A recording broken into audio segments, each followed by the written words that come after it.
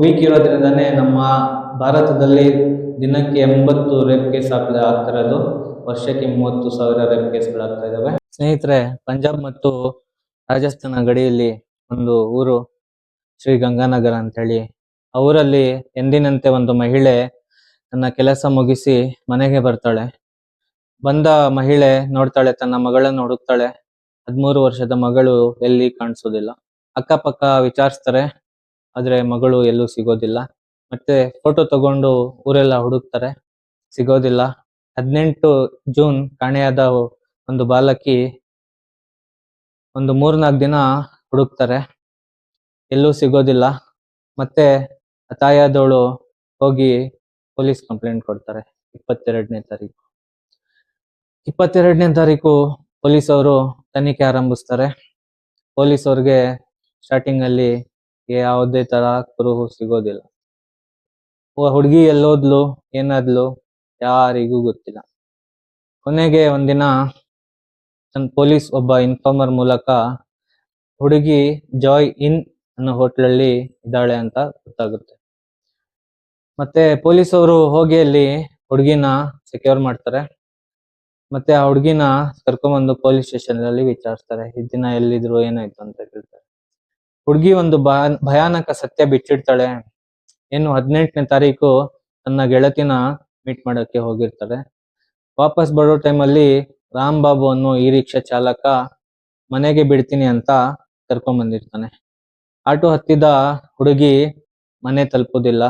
ಹೋಗಿ ತಲುಪೋದು ಜಾಯ್ ಇನ್ ಅನ್ನೋ ಹೋಟ್ಲಗೆ.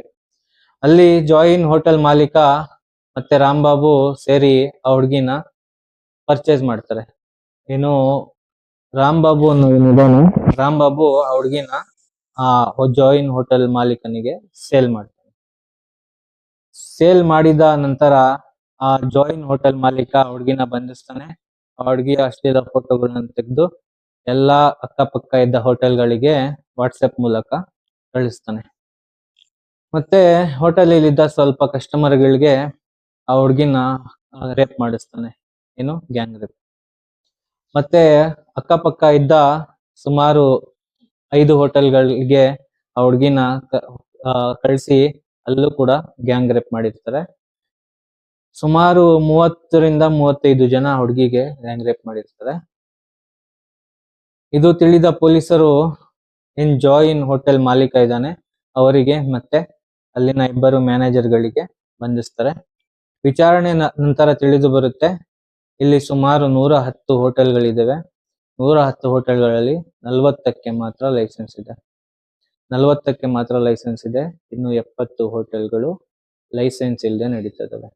ಇದು ಇವರು ಒಂದು ಕ್ರೈಮ್ ಅಲ್ಲ, ಬಿಸ್ನೆಸ್ ರೀತಿ ಮಾಡ್ತಾ ಇರ್ತಾರೆ.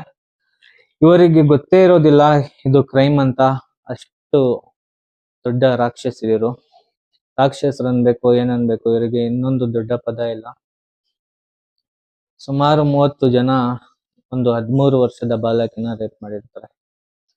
ನೀವು ಕನ್ಸಲ್ಲೂ ಯೋಚನೆ ಮಾಡಕ್ಕಾಗಲ್ಲ ಆ ಹುಡುಗಿ ಎಂತ ಯಾತನೆ ಅನುಭವಿಸ್ತಿರ್ತಾಳೆ, ಮತ್ತೆ ಎಂತ ನೋವು ಅವ್ರ ಅಪ್ಪ ಅಮ್ಮನ್ಗೆ, ಅವರ ಫ್ಯಾಮಿಲಿಗೆ ಎಷ್ಟು ನೋವು ಅನುಭವ ಆಗಿರುತ್ತೆ. ಆ ಹುಡುಗಿ ಇನ್ನೂ ಬದುಕಿದಾಳೆ, ಹಾಸ್ಪಿಟಲ್ ಅಲ್ಲಿ ಚಿಕಿತ್ಸೆ ಪಡಿತಾ ಇದ್ದಾಳೆ. ನಮ್ದೊಂದು ಆಶೆ, ಆ ಹುಡುಗಿ ಬೇಗ ಗುಣಮುಖ ಆಗಿ ಒಂದು ಒಳ್ಳೆ ಜೀವನ ರೂಪಿಸ್ಕೊಳ್ಳಿ. ಮತ್ತೆ ಇವಾಗ ಪೊಲೀಸರು ಏನ್ 30 ಜನ ಅರೆಸ್ಟ್ ಮಾಡಿದ್ದಾರೆ, ಅವರಿಗೆ ಗಲ್ಲು ಶಿಕ್ಷೆ ಅಥವಾ ಅಲ್ಲಿಗೆ ಪಬ್ಲಿಕ್ ಕೈಲಿ ಕೊಟ್ಟು ಅವ್ರನ್ನ ಅಲ್ಲೇ ಸಾಯಿಸ್ಬೇಕು. ಯಾಕಂದ್ರೆ ನಮ್ಮ ಕಾನೂನು ಸ್ಟ್ರಾಂಗ್ ಇಲ್ಲ. ನಮ್ಮ ಕಾನೂನು ವೀಕ್ ಇರೋದ್ರಿಂದಾನೇ ನಮ್ಮ ಭಾರತದಲ್ಲಿ ದಿನಕ್ಕೆ 80 ರೇಪ್ ಕೇಸ್ ಆಗ್ತಿರೋದು. ವರ್ಷಕ್ಕೆ 30,000 ರೇಪ್ ಕೇಸ್ಗಳಾಗ್ತಾ ಇದಾವೆ. ಏನಕ್ಕೆ ಅಂದ್ರೆ ನಮ್ಮ ಕಾನೂನು ವೀಕ್ ಇದೆ. ಬೇರೆ ದೇಶದಲ್ಲಿ ಒಬ್ಬ ರೇಪ್ ಆಯ್ತಂದ್ರೆ ಅವನಿಗೆ ಇಮಿಡಿಯೇಟ್ಲಿ ಗಲ್ಲು ಶಿಕ್ಷೆ ಅಥವಾ ಅಲ್ಲೇ ಅವನ ತಲೆಯನ್ನ ಕಡಿತಾರೆ. ಇನ್ನ ಕೆಲವು ದೇಶಗಳಲ್ಲಿ ಹಲವಾರು ಕಠಿಣ ಶಿಕ್ಷೆಗಳಿದಾವೆ. ನಮ್ಮ ದೇಶದಲ್ಲಿ ಆತರ ಯಾವ್ದಿಲ್ಲ.